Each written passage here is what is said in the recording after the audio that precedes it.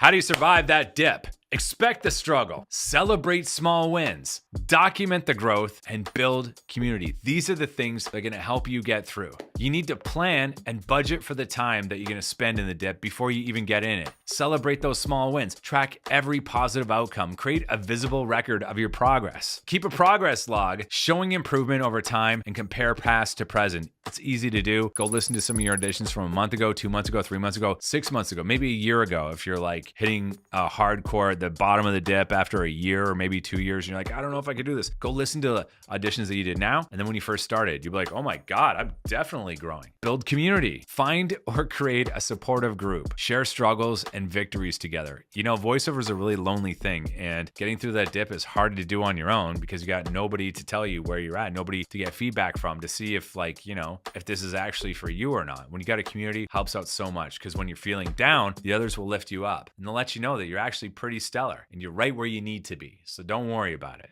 Dip happens to everybody. So now we're going to talk about quitting voiceover versus when to commit to voiceover. When do you quit voiceover? This is for every person to decide on their own. And I'm definitely not going to tell you to quit. And I've heard other people say when you should quit voiceover, and I think it's only for you. But some key moments that will make you think about it and decide for yourself would be if you are trying your hardest and you're not improving at all, and you've been going at this for a couple years and you're getting no improvement, you might want to think about it. You might want to entertain that thought. Is this something you really want? And if it is, keep going. Just keep trying to upskill however you can. Maybe you got a genuine lack of aptitude for voiceover. I don't know. Some people just don't have it, whatever it is. You know, basketball, I tried to play a bit. I'm tall and I don't know if aptitude is the right word there. I think I should have put the love for it, because if you have the love for it, you can get through it. You can develop the aptitude for it. But if you find you don't have the love for it, you know, it doesn't excite you and you're just like, oh man, this sucks, do something else.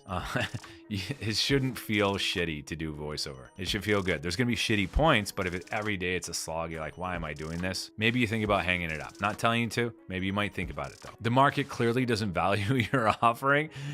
You know, here's the thing. In voiceover, your voice, like it doesn't matter, but it does. You know, some people are not that great at voiceover, but they work a lot because they got a voice where people are like, whoa, you have an amazing voice, so much presence. What can you do? You know? And then some people, they just, whatever it is, nails on a chalkboard. If you got a voice like nails on a chalkboard, I don't know, I can't help you.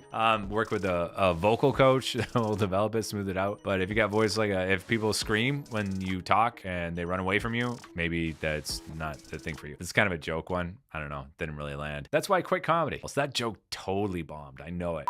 Not aligned with your long-term goals, meaning like you don't have the love for it. It's not something you really want to do long-term. You're just thinking of like a get-rich-quick kind of scheme. Maybe it's not for you. You know, it can take some effort to master this. I'm still working on it 7 years later, and I do this all day, every day. If voiceover doesn't align with your long-term goals, what are you doing it for? Now, when to commit. Your skills are improving. You're not seeing the results yet, but you can tell you're definitely getting better. Commit. Go all in. You have challenges from growth, not inability, meaning that you can do this, but it's like, oh man, now I'm on Voices. I booked my first job. How am I going to learn about Voice 1, 2, 3? How am I going to get that going? Oh man, now I got to find the funds for a professional demo. I got to go and get a website. I don't know how to build a website. And I got to hire somebody. All that stuff. Those are your challenges from growth, not inability. And if it gets harder, if it progressively keeps getting harder for you in voiceover, congratulations. You're growing. You're growing. It's supposed to get harder as you grow. The market exists, but breaking in is hard. If the market exists in voiceover, meaning like it's video games, animation, and that kind of stuff, or whatever else gets developed for using your voice in the future, if it exists and you want to do it and breaking in is hard, then you better commit. Because if you don't commit, you're going to end up in a cul-de-sac and you're going to be going nowhere. It aligns with your ultimate vision. It's what you want to do in life. So like if developing a skill where when you're in your 70s and you're retired, you can go and live in Margaritaville and Daytona Beach, which is like, you know, I don't know, I'm pointing over there.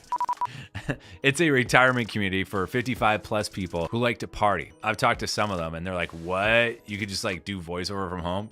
You can't be drunk when you do it. So sorry, Margaritaville. But what I'm getting at is if you want to live a life where, you know, ultimately you don't retire, you have a booth in your place and do voiceover when you want to build that skill level where it's just basically like a, I don't want to say money tree because I can see the trolls being like, oh, Jesse says voiceover is so easy, it's a money tree. But if you develop the skills and you get good at this thing and you develop the clients, I guess that's kind of what it becomes. comes. And if you have that vision where you can just retire and have an easy life and you're just walking in your booth every day and doing voiceover, that can happen for you. If that's your ultimate vision and this aligns with you, or if you want to be a AAA video game star, or you want to have your own animation series and you dream about that kind of stuff, then commit. Don't dip your toe in and expect results. Don't want to see the results before you commit. It doesn't work like that. You got to go all in, take risks, and commit before you get the results. That's how it works. Let's talk about one of the most famous dips I've ever heard of.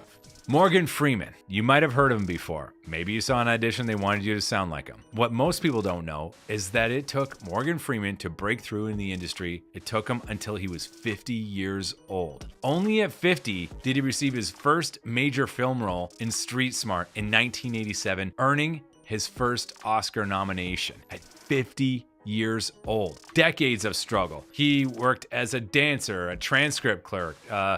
He did bit parts as an actor throughout his 30s and 40s, facing continuous rejection over and over and over and over. He didn't pick up acting in voiceover at 50. He was trying to do it his whole life and didn't make it until he was 50. And I am almost 50.